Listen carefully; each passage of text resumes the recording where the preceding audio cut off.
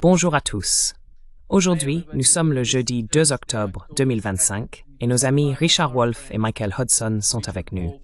Bienvenue, Richard et Michael. Welcome, Richard and Michael. C'est bon d'être de retour. Michael, let's start with you and Michael, commençons avec vous. Nous parlions de la réunion urgente que Pete Hex a eue avec des généraux et des amiraux.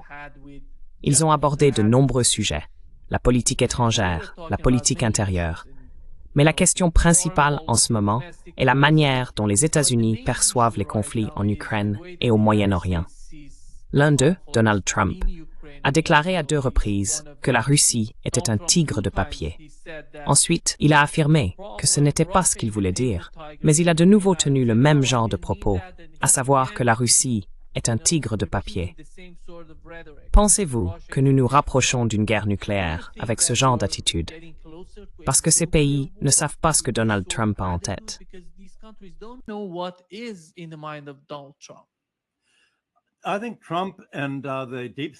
Je pense que Trump et l'État profond ont déjà décidé de la guerre nucléaire, car la semaine dernière, nous avons exposé toutes les raisons économiques pour lesquelles Trump est désespéré. Il est désespéré de maintenir le contrôle des États-Unis et de l'OTAN sur le monde, et tout cela se retourne contre lui. Rien que ces derniers jours, certaines personnes ont déclaré « Nous n'allons même pas commencer à parler d'investir aux États-Unis. Nous ne pouvons pas nous le permettre. Cela signifierait la destruction de l'économie coréenne. » Les Japonais ont dit « Très bien, nous ne pouvons pas en parler non plus. » En Europe, même là-bas, ils refusent de suivre. Donc je pense que Trump et les États-Unis se demandent comment allons-nous verrouiller notre contrôle. Eh bien, tu as mentionné l'Ukraine. Je pense que l'Europe et l'Ukraine, maintenant qu'ils bombardent les raffineries russes et les infrastructures énergétiques russes, tout comme la Russie avait bombardé celle de l'Ukraine.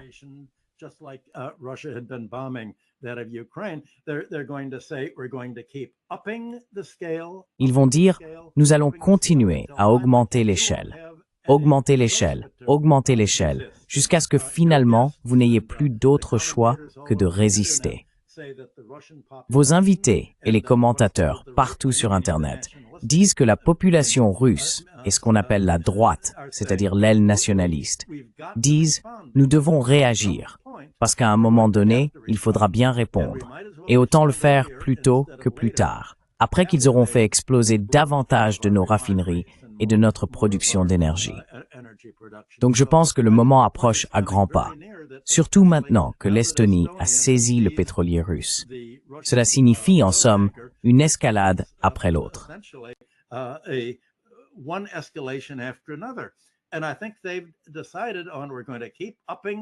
Et je pense qu'ils ont décidé. Nous allons continuer à augmenter le rythme, la déstabilisation, jusqu'à ce qu'il y ait la guerre.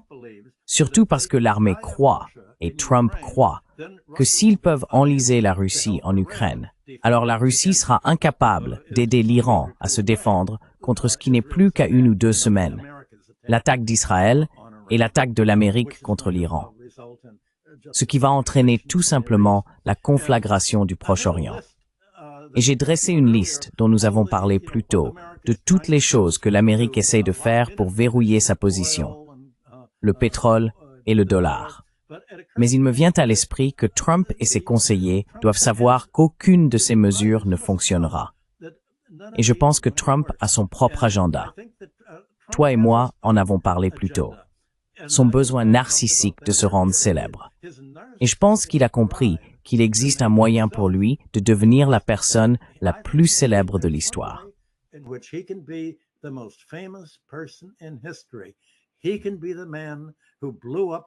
Il peut être l'homme qui a fait exploser la civilisation. C'est plus important que Jésus, plus important que Moïse. Tout ce qu'il a à faire, c'est déclencher une guerre atomique. Et quand la poussière sera retombée et que l'évolution recommencera, l'humanité survivante, où qu'elle soit, écrira une histoire et dira « Comment tout cela a-t-il commencé?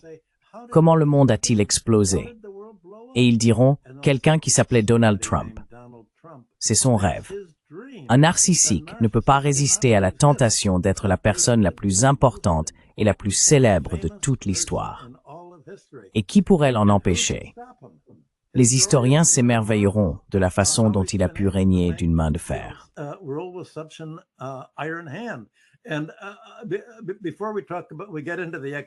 Et avant d'aborder l'aspect économique, je voudrais dire que beaucoup de gens ont évoqué le désir de Trump d'être un empereur romain, comme Caligula.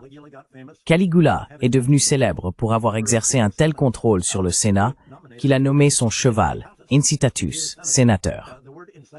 Le mot incitatus est lié au mot anglais incite, qui signifie pousser à agir. Et on pourrait dire que ce que Trump a fait, c'est nommer plus qu'un cheval.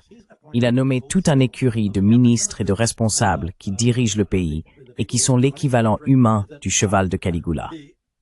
Vous avez vu le discours de Hegseth devant l'armée hier et ce que cela a provoqué.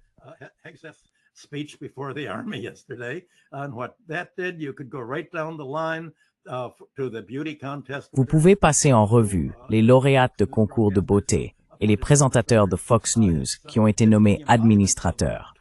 C'est l'incarnation même des parfaits exécutants, des personnes totalement sous son contrôle. Personne ne peut l'arrêter.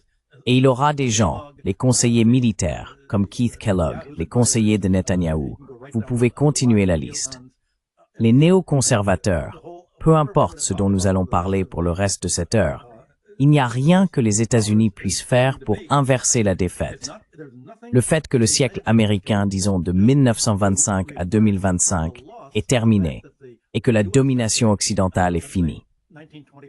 La réaction de Trump, ce n'est pas seulement le chaos, c'est faire s'effondrer tout le système.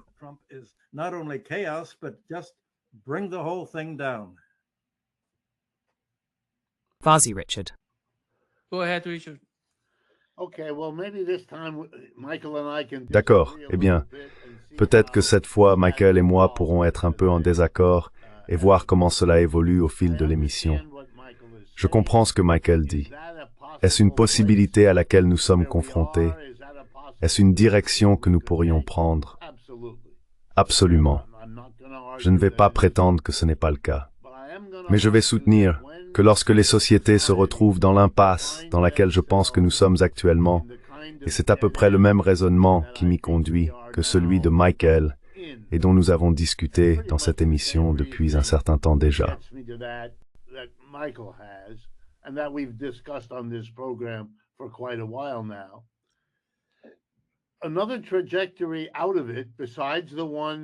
Une autre trajectoire possible, en dehors de celle que Michael vient de décrire, consiste à reconnaître que la partie est terminée et que ce qui doit se passer maintenant, c'est une négociation raisonnable pour trouver l'accommodement le moins difficile face à ce qui se passe et va se passer quoi qu'on fasse, précisément parce que l'alternative est celle que Michael vient d'exposer. Et cette alternative est tellement horrible et autodestructrice que nous l'éviterons.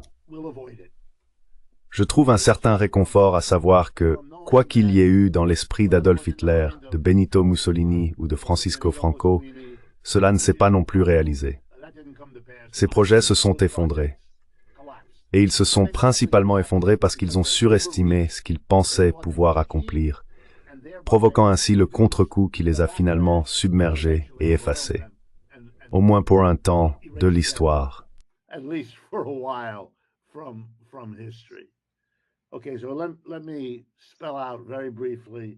D'accord, laissez-moi exposer très brièvement ce que je pense. Les contradictions de la politique économique de M. Trump atteignent désormais un niveau d'absurdité, non pas qu'elles n'existaient pas déjà auparavant, mais elles deviennent maintenant évidentes aux yeux du public. Même les médias qui soutiennent Trump rapportent, quoi donc? Voyons voir. La justification fondamentale, sur le plan économique, de chacune des politiques économiques de M. Trump a toujours été l'idée qu'il allait rendre sa grandeur à l'Amérique en ramenant des emplois. Et il a été très clair sur le fait qu'il allait, vous savez, les droits de douane, n'est-ce pas? Parce qu'il faut payer une taxe pour accéder au marché américain.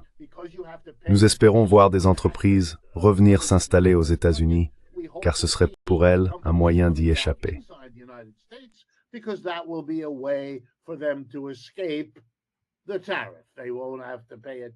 Le tarif douanier.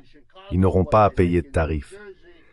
S'ils vendent à Chicago ce qu'ils fabriquent dans le New Jersey, il n'y a pas de tarif. S'ils vendent à Chicago ce qu'ils fabriquent en Chine, là il y a un tarif, etc., etc., etc. Donc nous allons rendre sa grandeur à l'Amérique grâce à la réindustrialisation. Ils ont même un mot qu'ils aiment, ces gens-là, relocalisation, ramener sur nos rives ce qui avait été emporté sur l'autre rive. Très bien. Maintenant, voyons comment cela fonctionne. C'est parti. Premièrement, y a-t-il un afflux massif d'emplois qui reviennent? Absolument pas. Il n'existe aucune statistique en ce sens. Y a-t-il quelques entreprises qui reviennent? Oui, bien sûr. Mais la plupart concernent les hautes technologies.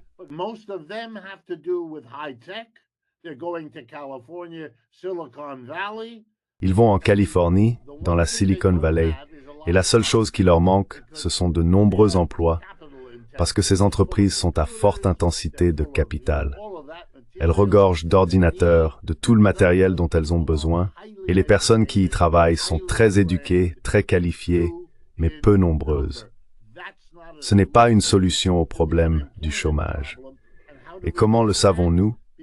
Parce que si l'on regarde l'année dernière, tous les chiffres initiaux concernant les emplois ont été révisés à la baisse dans les mois suivants, pour aboutir au dernier chiffre qui n'indique aucune croissance. En fait, une baisse de 32 000 emplois lors de la dernière période de référence.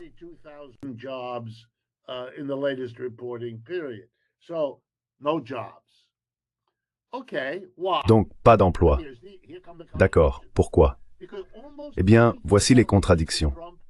Parce que presque tout le reste de ce que fait M. Trump incite les PDG du monde entier à ne pas venir ici. Je veux dire, allons-y. Le gouvernement est fermé. Allô? C'est un indice. N'y allez pas.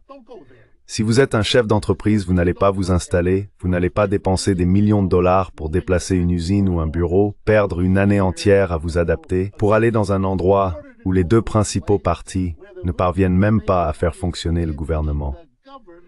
Leurs divisions et leurs hostilités sont si profondes. Comme si cela ne suffisait pas, les militaires discutent d'envahir leur propre pays.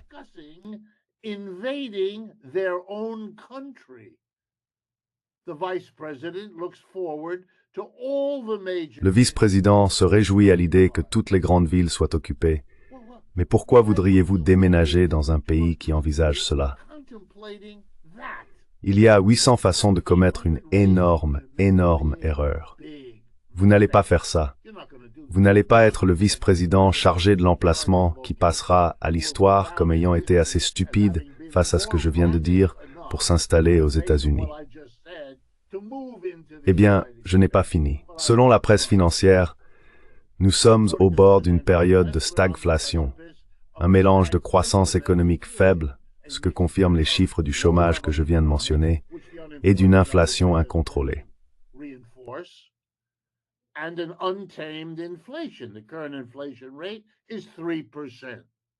Le taux d'inflation actuel est de 3%.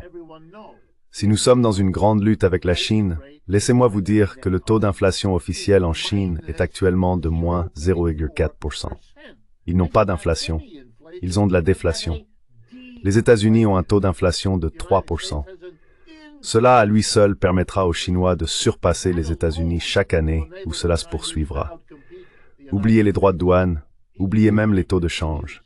Avant même de regarder ces éléments, regardez l'écart. D'ailleurs, ce n'est pas nouveau. Les Chinois n'ont pas, au cas où vous ne seriez pas familier avec les statistiques, ce n'est pas récent qu'ils n'ont pas d'inflation. Ils ont maîtrisé l'inflation de façon remarquable.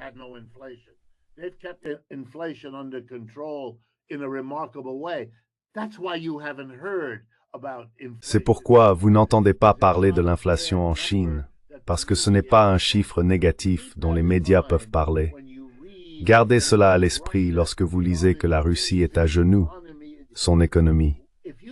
Si vous sélectionnez des statistiques dans n'importe quel pays, y compris les États-Unis, si je veux démontrer que les États-Unis sont en bonne santé, je peux choisir 6 statistiques qui le prouvent.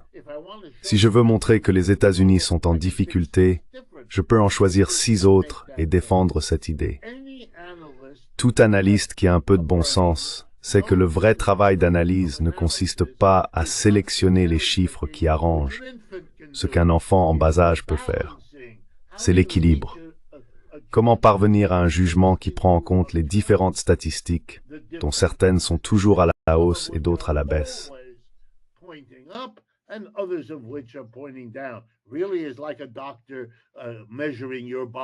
C'est vraiment comme un médecin qui mesure votre corps et toutes ses fonctions également.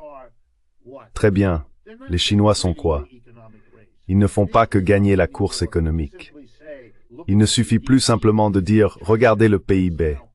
La Chine et les BRICS forment désormais une unité économique bien plus grande que les États-Unis et le G7. Et c'est un vrai problème. Mais nous commençons maintenant à voir les conséquences de nos actes. Nous voyons les effets, les répercussions. Au cours des 20 ou 25 dernières années, les Chinois ont réalisé une série d'investissements très importants au Venezuela.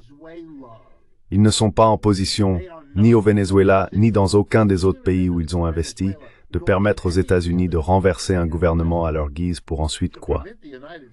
Éliminer les Chinois? Non, non.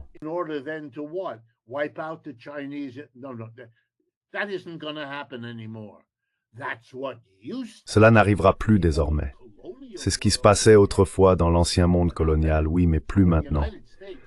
Donc lorsque les États-Unis, en violation de tout ce que je comprends être la loi, tuent délibérément, je ne sais pas, 25 personnes à ce jour, dans plusieurs bateaux à la périphérie du Venezuela, il n'y a ni arrestation, ni enquête, ni procès, ni jury, ni juge, ni appel.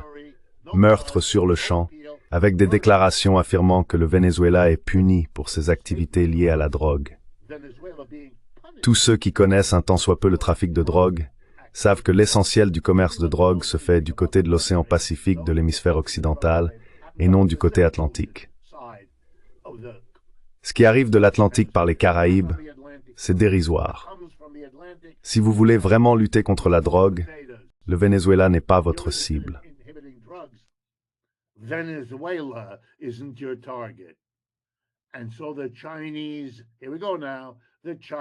Et donc les Chinois, voilà où nous en sommes maintenant. La marine chinoise est très présente au Venezuela. Qu'est-ce que cela signifie? Cela signifie exactement ce que vous pensez. Vous n'allez rien faire là-bas. Vous pouvez faire preuve de toute la bravade que vous voulez. Vous pouvez rassembler vos généraux dans une pièce étouffante. Cela ne change rien.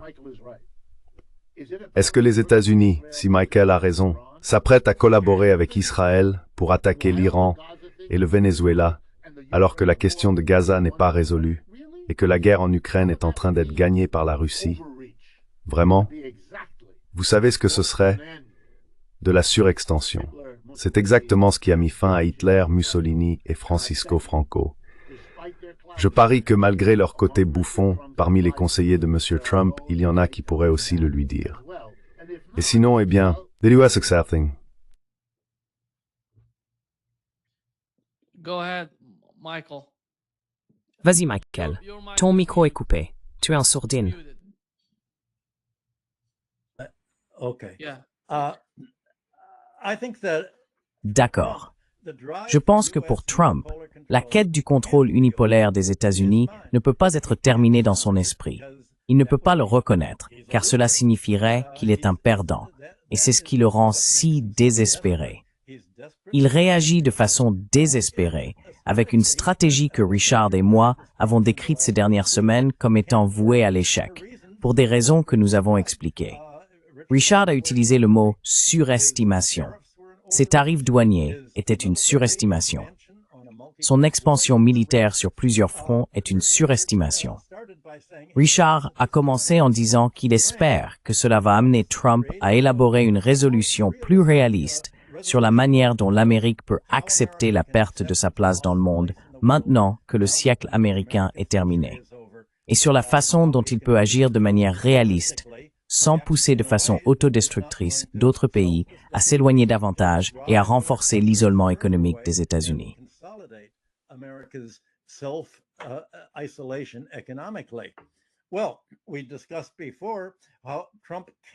Eh bien, nous avons déjà discuté du fait que Trump ne peut pas relocaliser l'industrie parce que ses tarifs douaniers l'en empêchent.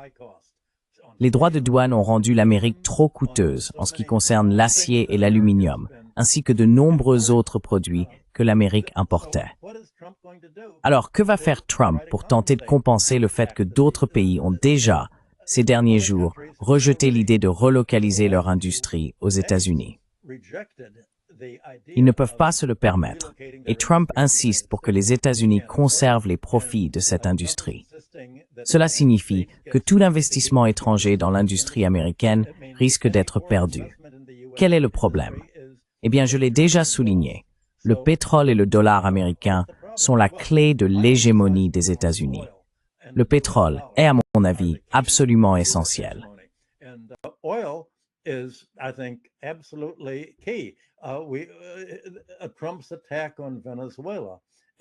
L'attaque de Trump contre le Venezuela vise à s'emparer de son pétrole, non seulement pour enrichir les entreprises américaines qui prendraient le contrôle, mais aussi pour empêcher d'autres pays d'importer du pétrole vénézuélien ou de raffiner ce pétrole pour le vendre. C'est la même chose avec l'Argentine. Pourquoi Trump a-t-il accordé un prêt de 20 milliards de dollars à l'Argentine, alors qu'il n'y a aucune chance que l'Argentine puisse rembourser pour des raisons sur lesquelles je reviendrai? L'Amérique attend deux choses de l'Argentine. Premièrement, le contrôle de son industrie pétrolière, qui est encore publique, comme pour le Venezuela, prendre le contrôle de son industrie pétrolière, et établir une base militaire à la Terre de Feu, à la pointe sud de l'Amérique du Sud, qui contrôle non seulement la route autour de l'Amérique du Sud, de l'Atlantique au Pacifique et inversement, mais aussi l'accès à l'Antarctique.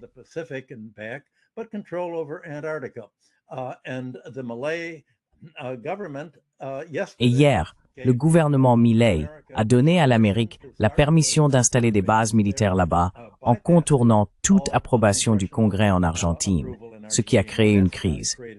Vous pouvez donc voir ce qui s'est passé. Hier, le Financial Times a publié un article très clair sur le fait que comment l'Amérique pourra-t-elle jamais récupérer ses 20 milliards de dollars?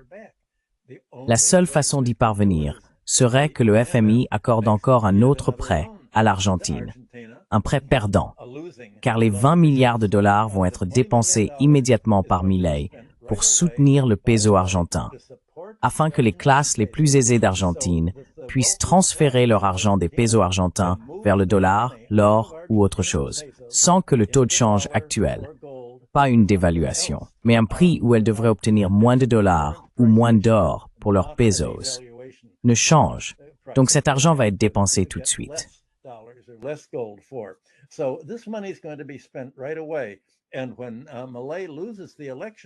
Et lorsque Milei perdra les élections dans une semaine ou deux, alors l'Argentine se retrouvera avec ses 20 milliards de dollars de dettes supplémentaires. Je pense que Trump sait que cette dette ne pourra pas être remboursée. Et comme de nombreux créanciers à travers l'histoire, il ne veut pas que la dette soit remboursée. Il dit « Vous n'avez pas l'argent pour rembourser. Donnez-nous votre industrie pétrolière. Donnez-nous vos terres dans le Sud. Donnez-nous cela. » La finance, dans l'esprit de Trump, reste un espoir pour un nouveau colonialisme. On voit aussi Trump rompre avec le reste du monde sur le réchauffement climatique. Que cherche-t-il à faire? Eh bien, tout comme il essaye d'empêcher d'autres pays de satisfaire leurs besoins énergétiques avec du pétrole que les États-Unis ne contrôlent pas, il essaye d'empêcher d'autres pays de répondre à leurs besoins énergétiques par l'énergie solaire, sans parler de l'énergie éolienne ou nucléaire, en insistant pour que les autres pays dépendent entièrement du pétrole.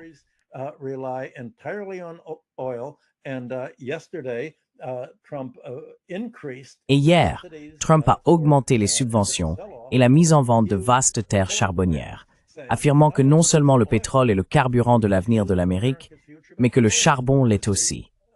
Cela accroît la plus grande menace pour l'économie du reste du monde, sous la forme du réchauffement climatique, qui, avec la menace militaire, constitue une menace existentielle.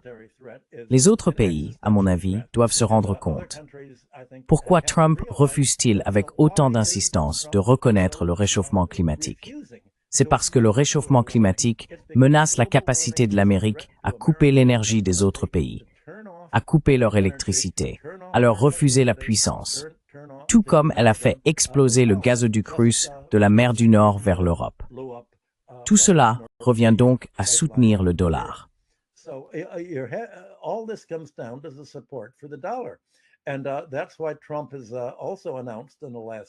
Et c'est pourquoi Trump a également annoncé, il y a environ une semaine, qu'il souhaitait développer les crypto-monnaies, en particulier les stablecoins, que tous les revenus du marché des stablecoins seraient investis dans des titres du Trésor américain. Il pense donc que cette mode des stablecoins pourra d'une manière ou d'une autre financer le déficit du Trésor causé par ces baisses d'impôts pour les classes aisées, sa base de donateurs, et pour l'économie en déclin qui continue de se contracter. Ainsi, toutes ces politiques que Trump essaie de mettre en œuvre visent à dire « oui, nous pouvons vivre avec la situation mondiale actuelle et maintenir notre contrôle unipolaire en relocalisant notre industrie, en contrôlant le pétrole et en contrôlant les exportations agricoles et l'approvisionnement alimentaire. »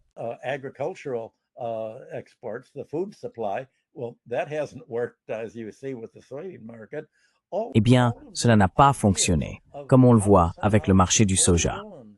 Toutes ces idées visant à préserver la capacité de l'Amérique à forcer d'autres pays à verser un tribut aux États-Unis en investissant ici et en relocalisant leur propre industrie depuis leur pays vers les États-Unis, en achetant, en dépendant du gaz naturel liquéfié américain plutôt que du pétrole, en ne s'approvisionnant pas en pétrole auprès du Venezuela, de l'Argentine, de la Russie ou de l'Iran. Tout cela est absolument voué à l'échec. Et la seule façon dont je le vois réagir au final, c'est par la guerre, en disant que si je ne peux pas l'avoir à ma façon, ce sera ma façon ou rien. C'est ce qui m'inquiète dans l'état d'esprit de Trump et des néoconservateurs qui le soutiennent.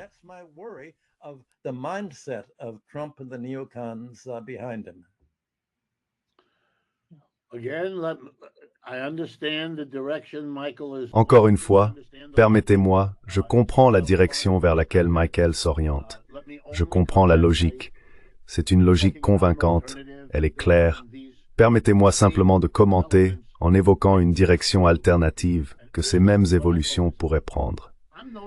Et voici ce sur quoi je me concentre. Je remarque, et je suis sûr que vous aussi, mais je remarque quelque chose de très intéressant qui se produit à peu près en même temps aux États-Unis qu'en Europe occidentale, en Europe centrale et occidentale.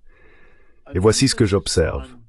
Une insistance sur la réduction des programmes sociaux gouvernementaux, une reconnaissance que tout ce que le XXe siècle exigeait en matière d'éducation, de soins médicaux, de retraite et d'infrastructures sociales, tout cela est désormais un luxe que nous, entre guillemets, nous, le nous royal, ne pouvons plus nous permettre.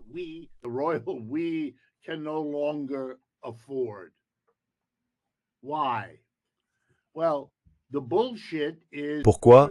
Eh bien, le baratin, c'est qu'on est menacé par la Russie. Voilà une partie de l'histoire. Ou maintenant, on est menacé par la Chine. D'accord, c'est très utile. Nous sommes en danger. Donc c'est quelque chose qui met tout le monde en péril. Et par conséquent, nous devons tous faire des sacrifices. Et vous savez que, lorsque ceux qui dirigent ces sociétés parlent de sacrifices pour nous tous, ils excluent toujours de ce nous tous les riches et les puissants qui ne seront pas touchés. Eh bien, si vous allez vous réarmer, si vous allez dépenser une fortune, et rappelons-le, si vous regardez le budget américain, tout est réduit sauf l'armée et la nouvelle armée appelée ICE. Très bien, regardons maintenant l'Europe.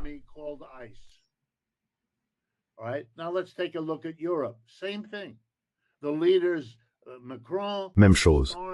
Les dirigeants, Macron, Starmer, Merz, disent tous à leur peuple.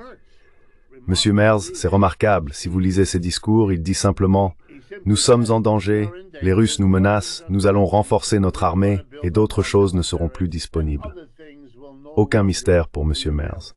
D'ailleurs, sa popularité chute comme une pierre, et je vais y revenir. Quant à Monsieur Starmer et Monsieur Murphy, Macron, leur popularité ne chute pas comme une pierre parce qu'elle est déjà au plus bas, à cause de ce qu'ils ont dit, et ils n'ont même pas encore vraiment commencé.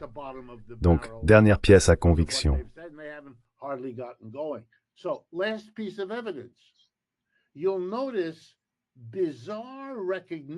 Vous remarquerez une étrange reconnaissance de la part de ces dirigeants, compte tenu de leurs projets, qu'il y aura une résistance populaire. Ils le voient dans leurs sondages qui sont catastrophiques. Ils le constatent dans l'effondrement du centre politique dans leur pays, alors que les extrêmes de gauche et de droite deviennent relativement plus forts.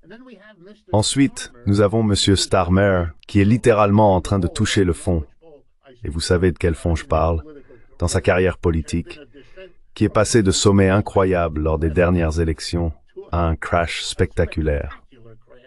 Vous savez quelle est sa nouvelle idée pour sa campagne? Des cartes d'identité pour tous les citoyens britanniques, afin que le gouvernement puisse mieux les suivre. Au beau milieu de cette tourmente, il va dépenser une fortune pour pouvoir contrôler, superviser et surveiller son propre peuple. Les Français disposent déjà depuis de nombreuses années d'une carte d'identité qui fonctionne ainsi en France. Et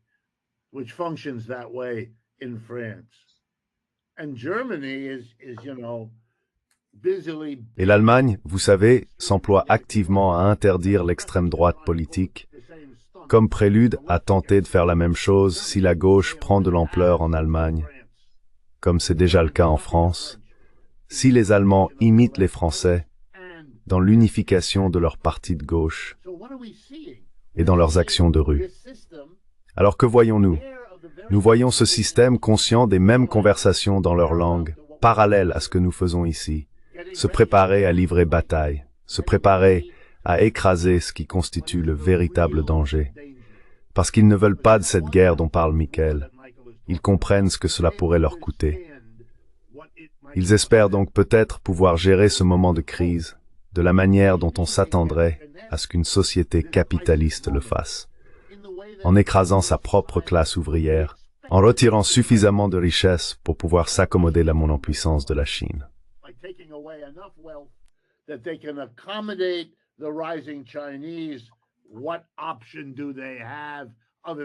Quelle autre option ont-ils à part la guerre nucléaire? Ils pourraient s'accommoder des Chinois parce qu'ils pourraient préserver leurs propres privilèges et leurs propres richesses en exploitant leur propre peuple.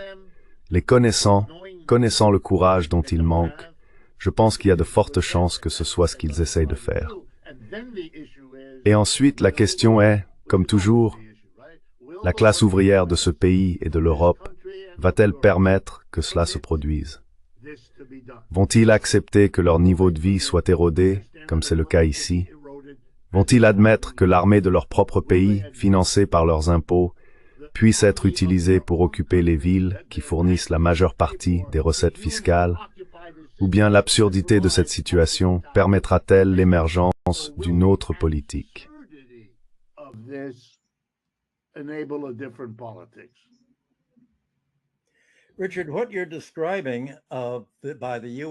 Richard, ce que tu décris concernant les États-Unis et l'Europe, c'est la lutte des classes. Cela prend vraiment la forme d'une lutte contre la civilisation, ou du moins d'une lutte contre la trajectoire que nous pensions tous que la civilisation suivait. Une productivité croissante qui serait plus largement partagée pour améliorer le niveau de vie et dans ce processus, la productivité et la croissance globale. Et tout cela est sacrifié précisément par la lutte des classes que tu viens d'évoquer. Lorsque les journaux de ce matin ont rapporté où se situaient les coupes budgétaires de Trump, les plus importantes concernaient l'éducation, suivie par les soins médicaux.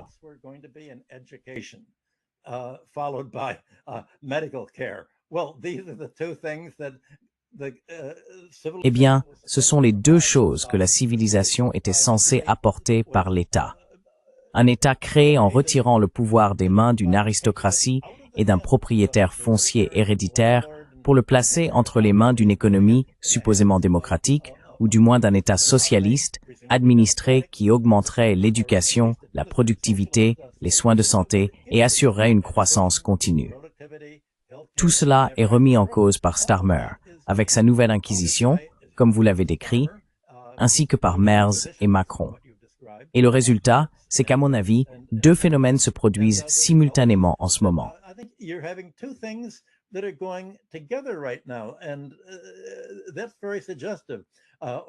Et c'est très évocateur, ce que vous venez de dire. Demain, le président Poutine de Russie va s'adresser au club Valdai. Et c'est là qu'il exposera ce que la Russie compte faire face à toute cette confrontation en cours. Eh bien, lors de la réunion de l'année dernière, il a qualifié l'OTAN d'anachronisme flagrant. C'est vrai. Mais les États-Unis, du moins sous Trump et les néoconservateurs, essaient de dire, eh bien, c'est peut-être un anachronisme, mais nous allons restaurer le passé pour rendre l'anachronisme à nouveau grand, perpétuel, permanent, sans fin. Et cela a donc créé deux crises.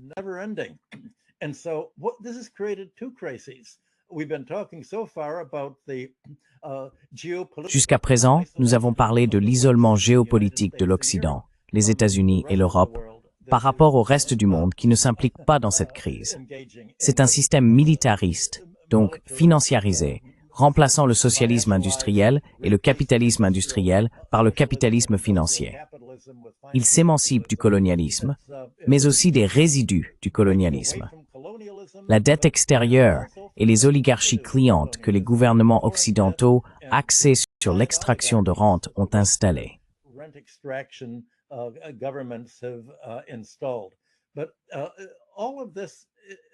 Mais tout cela est une crise du capitalisme financier.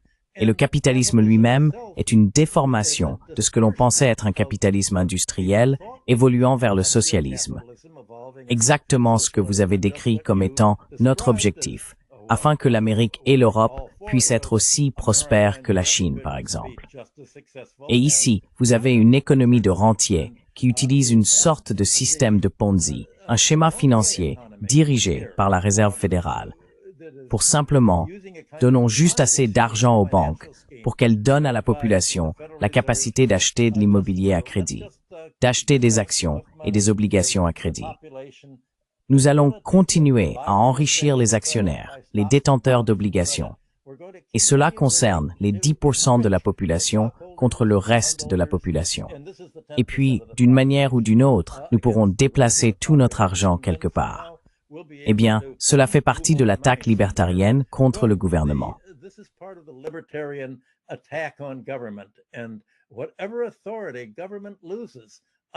Et quelle que soit l'autorité que le gouvernement perd sous cette attaque, cette offensive, non seulement Trump a démantelé les dépenses sociales, mais il a aussi démantelé les départements du gouvernement qui régulent et protègent les consommateurs. Abolition de l'Agence de protection financière des consommateurs. Abolition de l'Agence de protection de l'environnement. Tous les freins et contrepoids qui avaient été mis en place pour empêcher les industries prédatrices d'appauvrir la société sont en train d'être démantelés. Ainsi, cette rupture avec la manière occidentale de faire les choses n'est pas seulement une rupture avec cette financiarisation néolibérale et le capitalisme de rente. Elle doit aussi impliquer une rupture avec la guerre de classe, qui est le résidu d'une oligarchie anti-ouvrière en Argentine, par exemple. Ils ont un tendroit qu'un décrivant actuellement, tout comme aux États-Unis.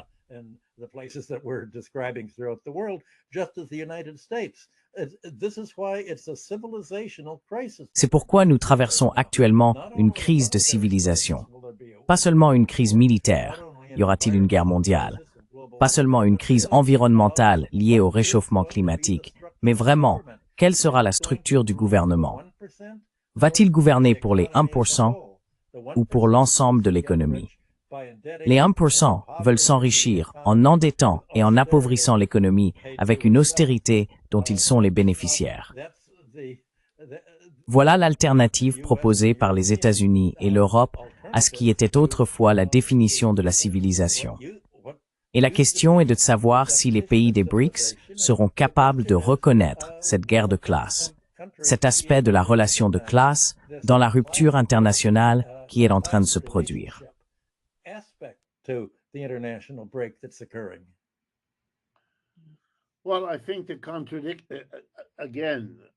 Eh bien, je pense que la contradiction devient très douloureuse pour les libertariens. Pas que cela m'importe.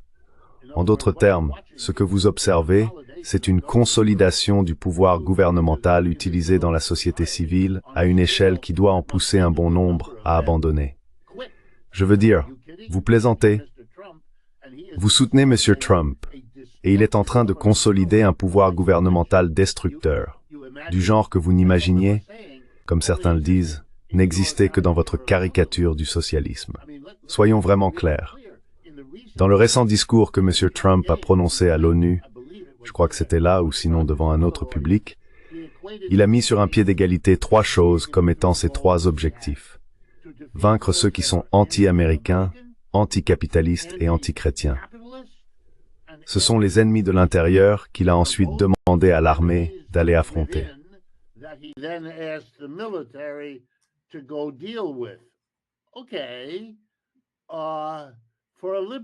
D'accord. Pour un libertarien, c'est pas une chose appropriée à faire pour un gouvernement. Aucune de ces choses.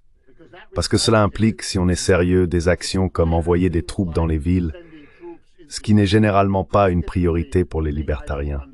Je n'ai jamais vu cela dans leur programme. Il faudrait leur attribuer cette idée soit inconsciemment, soit en considérant qu'ils sont tous, vous savez, des menteurs congénitaux. Donc, il s'avère que pour que M. Trump essaie de faire ce dont nous parlons ici, il doit violer les principes libertariens. Cela s'appelle une contradiction interne dans ce qu'il essaye de faire. Écoutez, on peut utiliser le gouvernement de cette manière, mais on va perdre un groupe, mais il y a d'autres personnes que vous allez perdre. Attaquer les villes qu'il mentionne sans cesse, c'est attaquer les démocrates.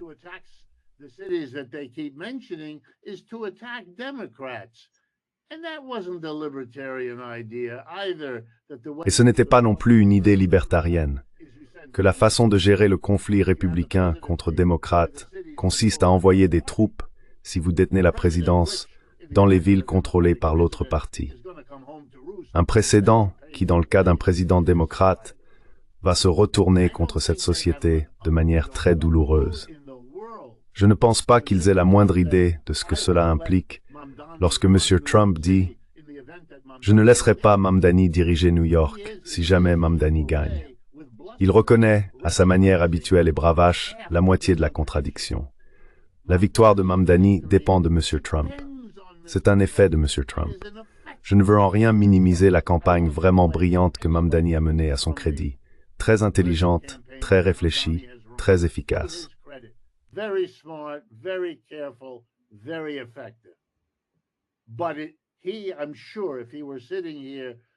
Mais lui, j'en suis sûr, s'il était assis ici, admettrait, et qu'il le fasse ou non, je vais l'affirmer, que sa campagne se déroule contre Trump, comme je lui conseillerais de le faire. Je vis ici à New York. Je peux vous assurer que la ville de New York est massivement hostile à M. Trump. Et l'une des raisons pour lesquelles Eric Adams a dû se retirer, le maire en exercice arrive 4e dans tous les sondages sur 4. Il ne fait pas aussi bien que le républicain, M. Sliva, et il a autant de chances de devenir maire que Michael et moi, c'est-à-dire aucune. Alors qu'avons-nous, nous avons M. Cuomo comme remplaçant de Trump. Et les choses vont si mal que Cuomo, qui voulait se présenter contre Trump, fait maintenant à moitié campagne avec lui parce que c'est tellement désespéré pour lui. Eh bien, M. Trump a produit... M.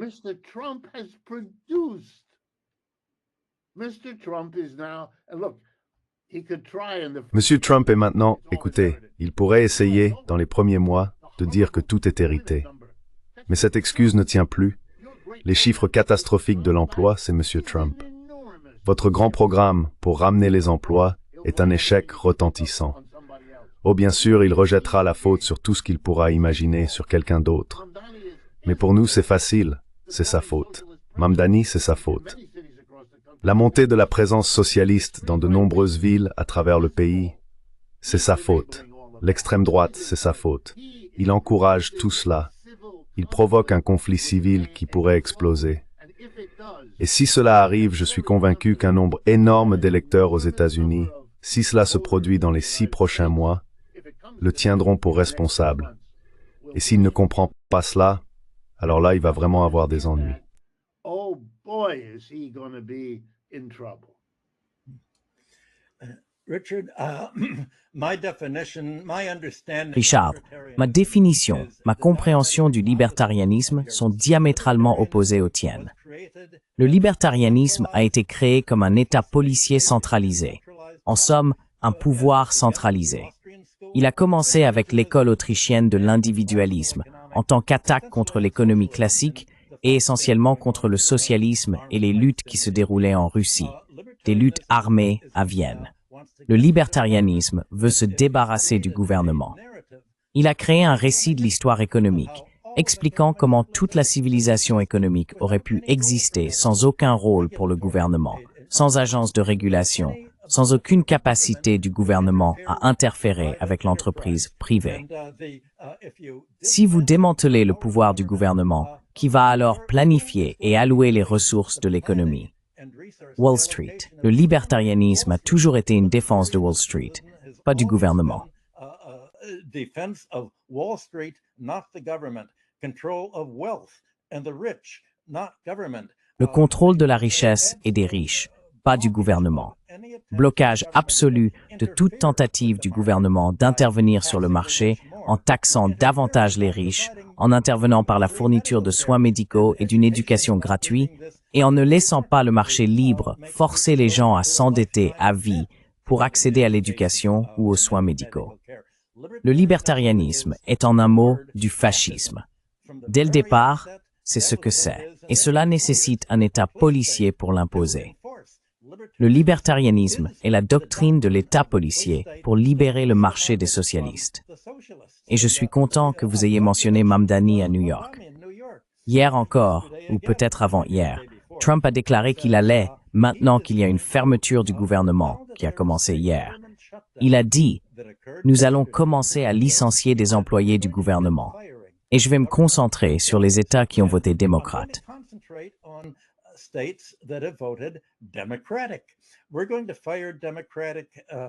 Nous allons licencier les employés d'État démocrates à New York, dans le Massachusetts, en Californie, dans l'Illinois. Il a clairement indiqué où il allait démanteler le gouvernement. Eh bien, vous pouvez imaginer ce que ça va provoquer. Cela va augmenter la pauvreté, la criminalité, la détresse, les saisies immobilières, l'activité de l'ICE. C'est pour cela qu'il déplace non seulement l'IC, mais aussi, comme vous l'avez souligné, l'armée dans ces villes pour faire respecter la loi. Non seulement pour mener des actions de police afin de prévenir la criminalité, mais aussi pour la combattre comme le ferait une armée. Et l'autre point que vous avez soulevé, le premier d'ailleurs, concernait le christianisme. Et je suis content que vous l'ayez mentionné, car nous n'en avions pas encore parlé. Mais c'est très important pour le président Poutine.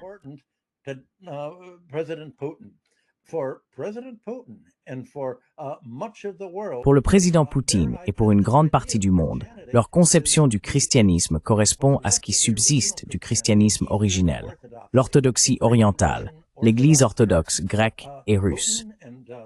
Poutine et les russophones évoquent sans cesse l'attaque menée par le catholicisme romain à partir du XIe siècle pour lancer les croisades, détruire Byzance, l'Empire byzantin, anéantir l'Église orthodoxe orientale, organiser les croisades, combattre, affaiblir et piller Constantinople, et l'empêcher de disposer des ressources nécessaires pour se défendre contre les invasions turques qui ont suivi.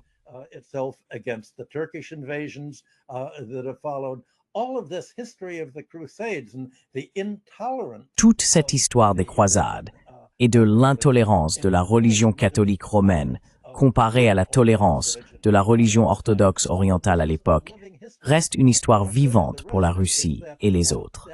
Les croisades et la lutte de l'Église chrétienne occidentale pour détruire ce qui reste du christianisme originel et de l'Église orthodoxe sont perçues comme la répétition générale de tous les conflits actuels et comme le contexte narratif de la lutte continue entre les chrétiens occidentaux, qui pour Poutine représente la décadence et la survie d'une société chrétienne plus, je ne dirais pas socialiste, mais selon lui, une société fondée sur l'entraide, le soutien et la tolérance.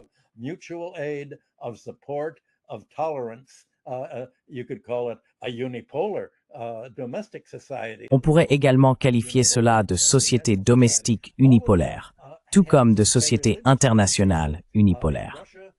Tout cela repose sur un fondement religieux en Russie, très similaire au fondement du socialisme en Chine et auparavant au confucianisme.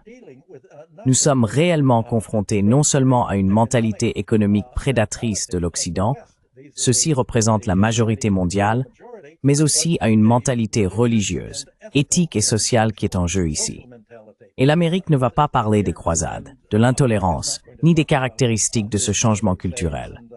Mais croyez-moi, en Russie et en Chine, c'est bien de cela dont on parle.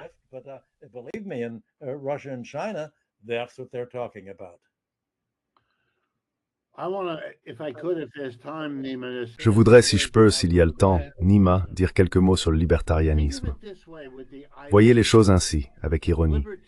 Les libertariens ont été tellement frustrés pendant la majeure partie du siècle dernier, en particulier avec l'essor de l'économie keynésienne, lorsqu'ils ont dû affronter un mouvement social largement couronné de succès, qui affirmait que si l'on laissait le capitalisme aux seules entreprises privées, on obtenait la Grande Dépression.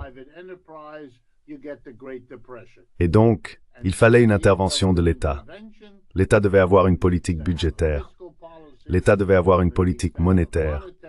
Il devait compenser la demande insuffisante dans l'économie privée en creusant des déficits.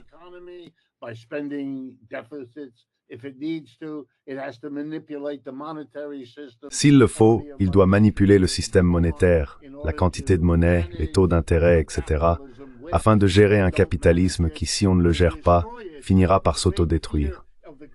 La grande peur de la Grande Dépression, c'est que la classe ouvrière se soulève et dise « On en a assez de ce système, il est trop instable, les crises sont trop fréquentes, tant pis ». Keynes sauve le système, mais au prix d'un rôle majeur pour l'État. Les libertariens sont horrifiés. Ils représentent cette partie du capitalisme qui détestait l'État, se souvenant des monarchies absolues du féodalisme dont le capitalisme est issu, et contre lesquelles il a forgé la phrase « Laissez-nous tranquilles », c'est-à-dire laissez faire, laissez-nous faire par nous-mêmes.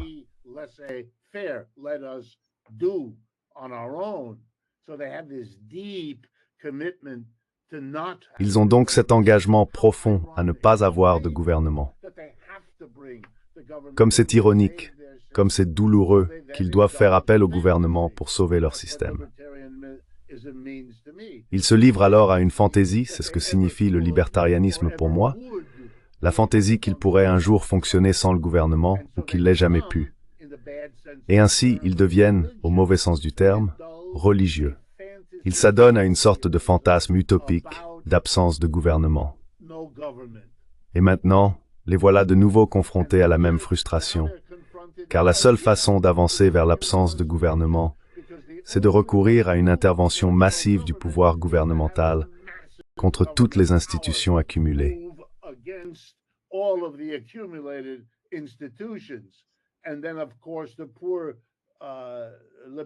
Et puis, bien sûr, le pauvre libertarien remarquera que le pouvoir du gouvernement ne cesse de croître. Ils assistent au même spectacle déchaîné par M. Trump qu'ils détestaient autrefois chez Franklin Roosevelt. Il n'y a pas d'échappatoire, pauvres gens égarés. Le gouvernement fait partie de la société, sauf bien sûr si vous adoptez l'approche marxiste et voyez le gouvernement comme l'expression d'une société divisée en classes. Si vous pensez ainsi, alors vous pourriez avoir l'idée que si nous pouvons développer une économie sans classe opposée, nous supprimons le besoin d'un gouvernement comme médiateur. Mais pour ceux qui veulent se tenir à l'écart du marxisme, ne pensez même pas une minute à ce que je viens de dire. Restez purs, restez propres, évitez cette tradition marxiste et allez simplement à l'église le dimanche.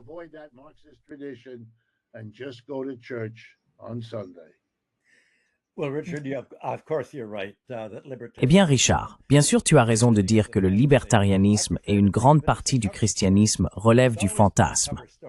Je préfère y voir un récit de façade. Cela a toujours été un récit de façade, prétendant que nous sommes éthiques, que nous défendons la liberté, que nous œuvrons pour la prospérité. Mais que défendent-ils vraiment? L'Église a toujours soutenu, une fois romanisée dans l'Empire romain et retirée des mains des premiers chrétiens, elle a toujours, La religion a été un outil, l'opium du peuple, pourrait-on dire. C'est un fantasme. C'est l'opium du peuple. C'est pour prétendre être progressiste, se soucier des gens et protéger les pauvres. Elle déteste les pauvres. En réalité, elle aime les riches. Elle n'aime pas les pauvres. Elle aime les riches, et cela inclut les aimer. C'est aussi partager leur antagonisme et leur antipathie envers les pauvres et leur haine de classe envers les travailleurs, en fait.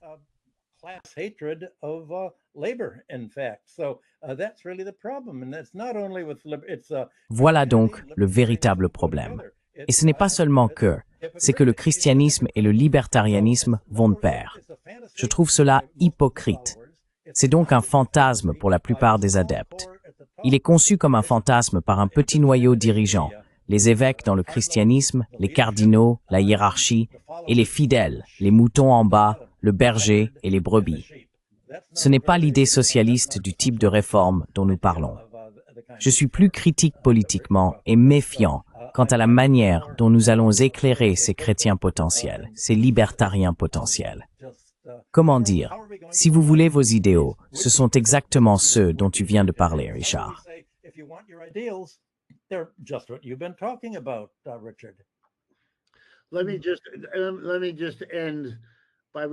Permettez-moi de conclure en rappelant à tous le maître de Marx, Hegel. Marx écrit, oui, la religion est l'opium du peuple. Mais il écrit aussi là que c'est également un refuge dans un monde sans cœur. Il comprenait pourquoi les gens adhèrent à la religion, ce qu'ils y cherchent, et la nécessité pour nous, critiques, de ne jamais oublier la véritable fonction qu'elle remplit, les besoins réels auxquels elle répond. Même si nous n'aimons pas la façon dont cette réponse fonctionne, nous ferions mieux de comprendre à quoi elle répond, afin de comprendre que notre tâche consiste en partie à créer une réponse alternative, ce qui est, en un sens, si vous me le permettez, le but de ces discussions chaque semaine.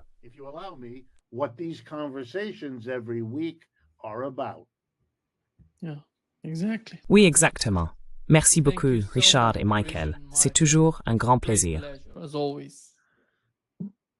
Prenez soin de vous. Prends soin de toi. À bientôt. Bye.